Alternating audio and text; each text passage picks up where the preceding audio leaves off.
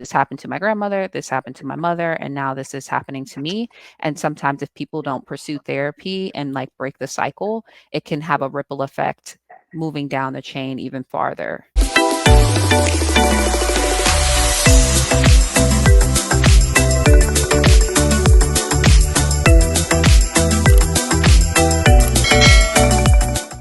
Hello, hello, lovely people. Welcome to my virtual couch. Happy Friday to you all. So, we are back with part two. Hey, Kelsey. Hey, thank you for having me. Hi. Okay, so part one, we were talking about just uncovering childhood trauma, what it is, how do you know symptoms, right? So, we just kind of started the begin, covered the beginning stages, right? So, why don't we talk about childhood trauma and attachment style? Is there a correlation? Tell me about it. Yes, definitely. So, just for starters, just want to go over the different types of attachment styles. So, there's secure attachment, there's anxious attachment, there's avoidant attachment, fearful avoidant attachment styles. And oftentimes, when someone goes through trauma, it can impact their attachment style. When they're navigating relationships and trying to build connections with other people, sometimes our things from our past can come up in adult relationships. And that is one of the things that I help my clients with navigating. Am I having some attachment wounds from things that happened to me when I was a kid? And how can I address that so that I can have healthy relationships as an adult? Mm-hmm. Can you give an example of what one of the attachment styles is and how that can show up in adulthood if you have a trauma? Definitely. So, say you grew up in a household where there was a lot of uncertainty about what was going to happen from day to day. That can create a lot of anxiety. And so, sometimes that can lead to having anxious attachment in adulthood. And so, that might look like dealing with anxiety attacks when things are uncertain. Some people have panic attacks and they're not sure where that's coming from or what's the cause of it. It can also show up as like having difficulty with really connecting with people because of that worry about what could happen or what might happen. And in CBT, we call that like catastrophizing, like, oh, something might happen that's bad. So then you create this worry in your mind and it kind of goes in a cycle like that, which is different from secure attachment, which is where you have that trust and mutual connection with someone. And of course, that doesn't mean that all things will be good all the time. But when they do happen, you're able to kind of work through them and have conversations about it a little bit to work through some of those good and bad times. Okay, okay, and that's helpful because sometimes the clients they don't know, like, okay, this is my childhood trauma playing out in the relationship, right? This is a trauma response. Okay, so we're talking about healing childhood trauma, right? So what types of therapy would you say are helpful in treating childhood trauma and PTSD? Yes, so there's a lot of different types of interventions that are effective and evidence-based for treating childhood trauma. And I'll name a few that I specifically offer. Cognitive processing therapy is one. It's specifically to help individuals with PTSD. So if we are doing CPT, which is cognitive processing therapy in session, it would be 12 to 24 sessions where we come in and really identify what the index trauma is that caused the PTSD symptoms. And then from there, we would write a narrative statement about the trauma, the way that it impacts you, the way you see the world and other people. And from there, we would do worksheets each session along with assessments to see if it's making an impact on the way that you see yourself, the world, and other people. So that's a really structured approach to treating PTSD. But there's other interventions that are a little bit different, like EMDR, which stands for eye movement desensitization and reprocessing, which is an evidence based treatment that really looks at what is the touchstone memory that caused someone to maybe have like a distressing event in their life early on in their life, the very first thing that was distressing to them. And the goal is to kind of do bilateral stimulation, which is where someone will move their eyes in two different directions, back and forth, along with a therapist who will help them to process some of these early memories and really think about their traumatic experiences differently and really find a resolve for some of the things that have distressed them in the past. Um, Mm-hmm. Another intervention might be psychodynamic, where you're doing talk therapy using like CBT or DBT skills. And CBT stands for cognitive behavioral therapy, and dialectical behavioral therapy stands for, well, DBT stands for dialectical behavioral therapy, Mm-hmm. um, which, And yeah. Yeah. what would you say a typical session would look like when treating childhood trauma? What are maybe some activities that you do in the session, homeworks that you may give? Definitely. So for my clients who want to do CPT, it's a very structured approach. So I'll send them worksheets each time. They'll have a booklet that will go through with all the different worksheets to really dissect what are the stuck points that I'm dealing with that are making me feel the way that I do. With EMDR, there's one worksheet that clients can use in between sessions to really process and write down some of the things that they're noticing in between sessions, but there's not as much homework with EMDR. Um, with psychodynamic therapy, it might be a journaling exercise or a mindfulness exercise that we do. And DBT does have worksheets that clients can take a look at and work through emotion regulation skills, core mindfulness, and really trying to practice the skills that you work on when you're doing DBT. They're doing ABC worksheets where they're looking at the stuck point that we're addressing, and then coming up with alternative thoughts about how they perceive that stuck point.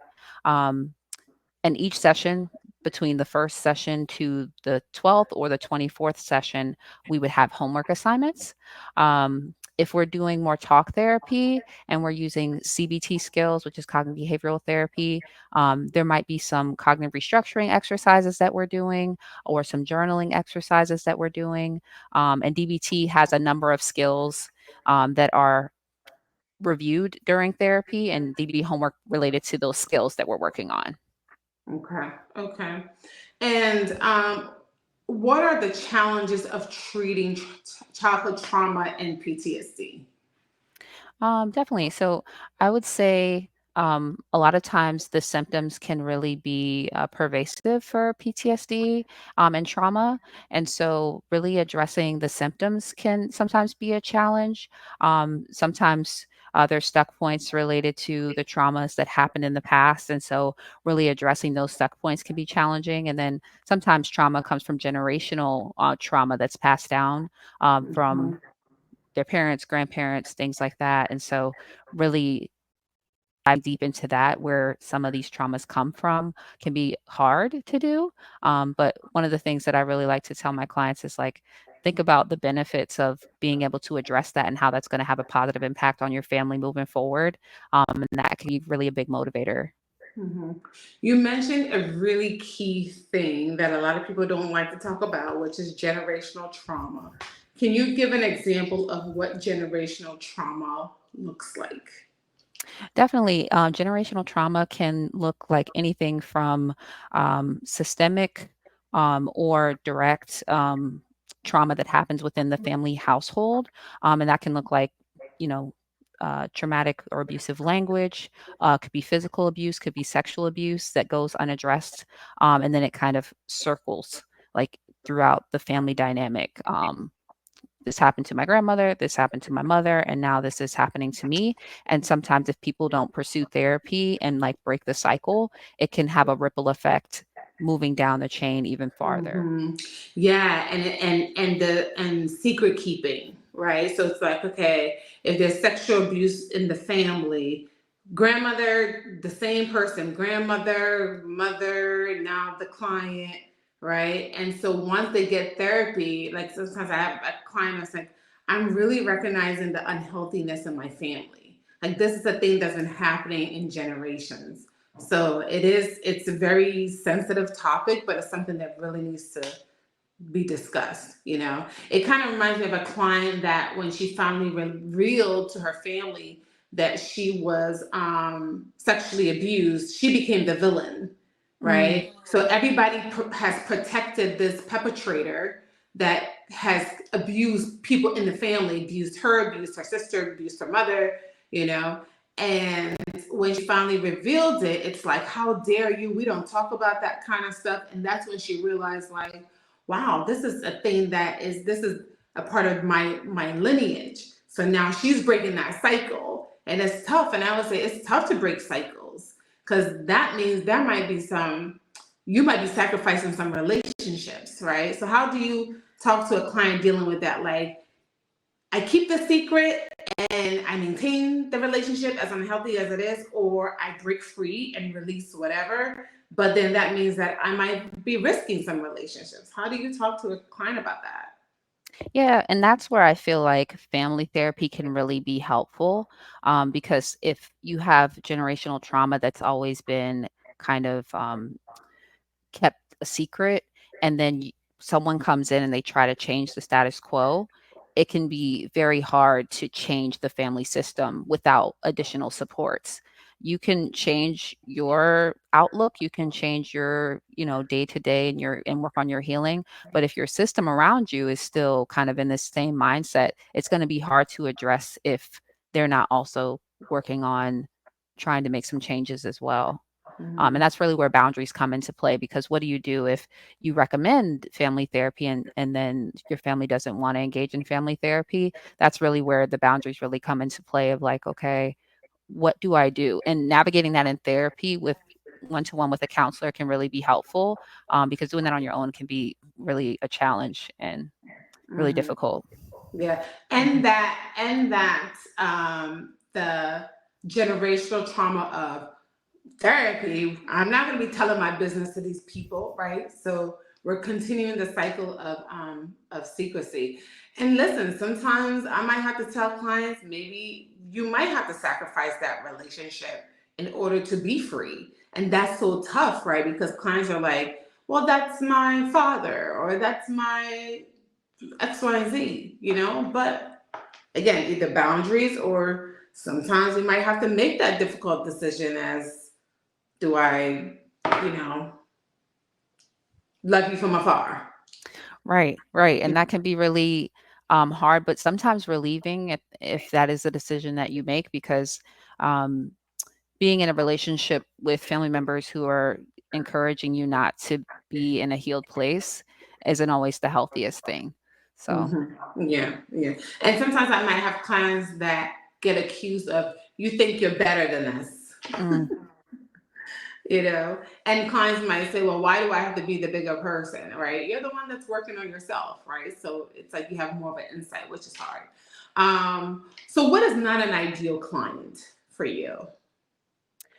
so when I think about the clients that I serve, I primarily work with individuals who have experienced some form of childhood trauma in some way, or traumatic invalidation in some way, who are dealing with depression, anxiety, um, either PTSD, or life transition issues, or burnout issues with a job. And Mhm. so clients who really want to come in and dive deep into working on those things and make some positive changes in their lives are my ideal clients that I love to work with, and I'm happy to see.